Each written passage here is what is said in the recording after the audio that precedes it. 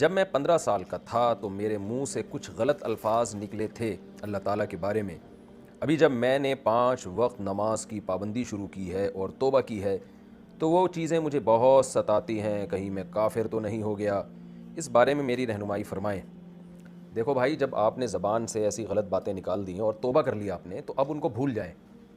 علماء کہتے ہیں شیطان جو ہے نا، پہلے تو انسان سے گناہ کراتا ہے۔ ایک جرم تو یہ انسان شیطان کی بات میں آ کے گناہ کر لیتا ہے، دوسرا پھر اللہ کی رحمت بعض دفعہ ہوتی ہے اور انسان سچے دل سے توبہ کرتا ہے، تو پھر شیطان دوسرا حملہ یہ کرتا ہے کہ وہ دل میں وسوسے ڈالتا ہے کہ تیری توبہ قبول نہیں ہوئی، تاکہ انسان پریشان رہے اور عبادت میں اس کا دل نہ لگے۔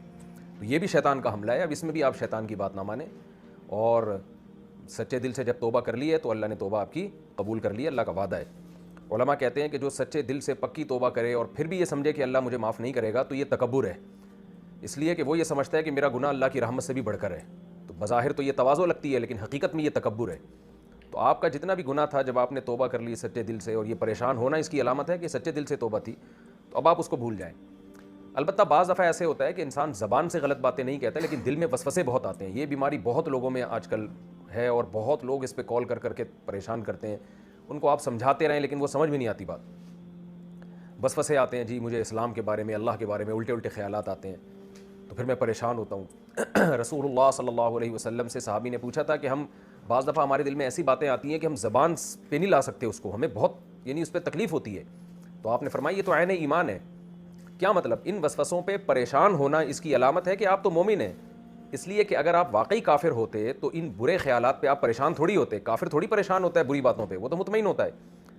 تو یہ جو دل میں اللہ کے بارے میں، اسلام کے بارے میں، نبی کے بارے میں، قرآن کے بارے میں، حدیث کے بارے میں الٹے الٹے خیالات آتے ہیں اور انسان کو اس سے تکلیف ہوتی ہے، تو یہ تکلیف اس کی علامت ہے کہ یہ پکا مومن ہے۔ اگر یہ کافر ہوتا ہے اس کو تکلیف نہ ہوتی۔ تو اب ان وسوسوں کا علاج کیا ہے؟ ان کا علاج یہ ہے کہ ان کو لفٹ کرانا چھوڑ دیں، نہ کسی سے اس کے بارے میں سوال کریں، نہ کسی مولانا صاحب سے پوچھیں، نہ مفتی صاحب سے پوچھیں۔ یہ آ رہے ہیں، آنے دیں، ان کو نکالنے کی بھی کوشش نہ کریں۔ دل سے جو خیال زبردستی نکالنے کی کوشش کی جاتی ہے وہ نکلتا نہیں ہے، بلکہ دل میں اور زیادہ وہ خیال گھستا ہے۔ تو ان وسوسوں کا علاج یہ ہے کہ آنے دیں، اور جو خود سے آ رہے ہیں آنے دیں، جان بوجھ کر بیٹھ کے سوچیں نہیں، جو آ رہے ہیں آنے دیں، اور تسلی رکھیں کہ اس سے آپ کو انشاءاللہ کوئی نقصان نہیں ہوگا، کیونکہ اللہ تعالیٰ نے یہ معاف کیے۔ لا یکلف اللہ نفسا الا وسعها، اللہ نے ہمیں ہماری طاقت سے زیادہ کا مکلف نہیں بنایا۔ دل پہ کس کا اختیار ہوتا ہے؟ ہاں، زبان سے غلط بات نہیں کرنی ہے، اپنے اعضاء اور جوارح سے، اپنے جسم سے برائی نہیں کرنی ہے، اور جو غیر اختیاری چیزیں دل میں آتی ہیں ان سے کوئی فرق نہیں پڑتا۔ اس طرح جب اور اپنے آپ کو بزی کریں، مصروف کریں۔ بعض لوگوں کو طلاق کے وسوسے شروع ہو جاتے ہیں، اس میں بھی ایک بہت بڑی ٹینشن ہے۔ شادی ہوئی اور بس کہیں میں طلاق نہ زبان سے نکال دوں، کہیں یہ نہ ہو جائے، تو پاگل ہو جاتے ہیں سوچ سوچ کے وہ۔ تو بھائی اپنے آپ کو دوسرے کاموں میں مشغول کریں۔ کوئی پاگل نہیں ہے جو خود بخود منہ سے زبان سے اس کے طلاق نکل جاتی ہے، اور لاکھوں کروڑوں لوگ شادی شدہ زندگی گزار رہے ہیں، تو ایسے تو خود بخود سب کے منہ سے نکلتی رہتی طلاقیں۔ تو اس لیے کچھ بھی نہیں ہوتا، اپنے آپ کو بزی رکھنا ہے، مصروف رکھنا ہے، تاکہ یہ وسوسے خود بخود انشاءاللہ ختم ہو جائیں گے۔ اور ختم نہ بھی ہوں تو ٹینشن نہ لیں، اس کی یہی اس کا علاج ہے، اور ٹینشن نہ لینے سے ہی ختم ہوں گے، یہ ٹینشن سے ختم نہیں ہوتے۔